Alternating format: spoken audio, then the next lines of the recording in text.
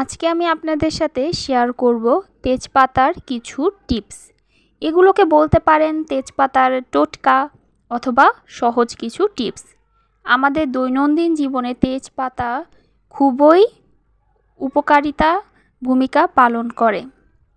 তো তেজপাতা দিয়ে আপনি কি উপকার পেতে পারেন? প্রথমত হচ্ছে তেজপাতা স্বাস্থ্যের জন্য খুবই উপকারী। আপনি যদি নর্মাল পানিতে কিছু তেজপাতা দিয়ে পানিটাকে ফুটিয়ে চায়ের মতো করে খান, এটা আপনার শরীরে যত টক্সিসিটি আছে, যত জার্মস আছে সব বের করে দিবে। এছাড়া আপনার শরীরটাকে খুবই হেলদি অ্যান্ড ফিট রাখবে। এছাড়াও আমরা রান্নার কাজেও তেজপাতা ব্যবহার করে থাকি।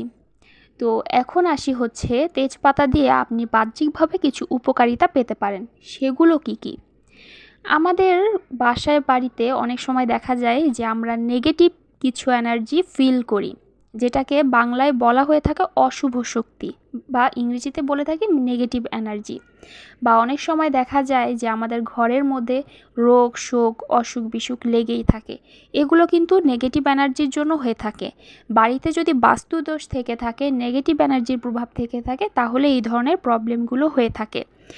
এই বাস্তুদোষ বা নেগেটিভ এনার্জি দূর করতে তেজপাতা খুবই বড় ভূমিকা পালন করে। আমি এখন কিছু টোটকা বা টিপস বলে দিচ্ছি, আপনারা এইগুলো ফলো করে কিন্তু ঘরের নেগেটিভ এনার্জিগুলো সহজেই দূর করে নিয়ে আসতে পারেন। যদি আপনি আপনার বাড়িতে নেগেটিভ এনার্জি ফিল করে থাকেন, তাহলে প্রথম যেই টিপসটি দিচ্ছি এই টিপসটি ফলো করে দেখতে পারেন। আমার 1 নাম্বার টিপস হচ্ছে 2 থেকে 3টি তেজপাতাকে শনিবার এবং মঙ্গলবার, দিন 2টা মনে রাখুন, শনিবার মঙ্গলবার, অথবা এই 2 দিন না পারলে যে কোনো একদিন, হয় শনিবার বা মঙ্গলবার, বা শনিবার বা মঙ্গলবার যদি 2 দিন পারেন তাহলে 2 দিন 3 থেকে 5টা তেজপাতা নিয়ে সেগুলোকে আগুনে পুড়াবেন। তারপর যেই ধোঁয়াটা উঠে সেই ধোঁয়াটা ঘরের চারদিকে ছড়িয়ে দিতে পারেন। সাথে আপনারা চাইলে কিছু শুকনো লাল যেই লঙ্কা বা মরিচগুলো থাকে সেগুলো পুড়িয়ে সেই তেজপাতা পোড়া এবং ওই লঙ্কা পোড়া একসাথে সেগুলোর যেই ধোঁয়াগুলো সেই ধোঁয়াগুলো বাড়ির চারপাশে ছিটিয়ে দিতে পারেন।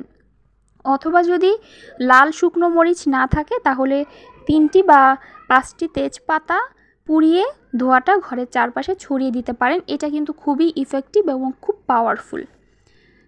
দ্বিতীয় নাম্বার টিপস হচ্ছে, যদি দেখেন যে নেগেটিভ এনার্জির কারণে আপনার রাতে ঘুম হচ্ছে না, এমন অনেক সময় হয়ে থাকে, শরীর খারাপ থাকলে বা যদি শরীরের নেগেটিভ এনার্জি এফেক্ট করে তখন রাতে ঘুম হয় না, তো সেই ক্ষেত্রে করতে পারেন একটা তেজপাতা আপনি যে বালিশে ঘুমান সেই বালিশের ভিতরে একটা তেজপাতা রেখে দিবেন। এতে করে কিন্তু রাতে ঘুম খুবই ভালো হয়। এই টিপস দুটো আপনারা ফলো করে দেখতে পারেন।